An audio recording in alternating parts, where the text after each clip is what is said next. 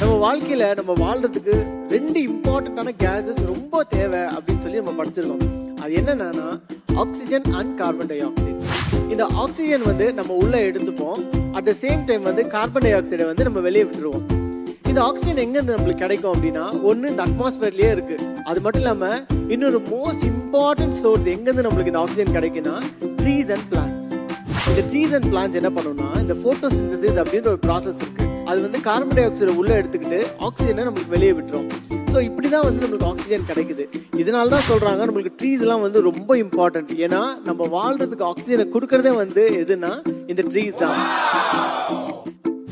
இந்த ட்ரீஸ் வந்து இந்த சம்மர் சீசனில் இதோட லீவ்ஸ் எல்லாம் என்ன பண்ணுமா, சன்னோட இந்த ரேடியேஷன்ஸ் எல்லாம் இருக்குல்ல, ஹீட்டான ரேடியேஷன்ஸ் எல்லாம் பற்றியும் அப்சர்வ் பண்ணிட்டு இது கூலாக வைக்குமா. அது மட்டும் இல்லாமல் இந்த ட்ரீஸ் வந்து ஒன்றுக்குள்ள ஒன்று வந்து பேசிக்கும்.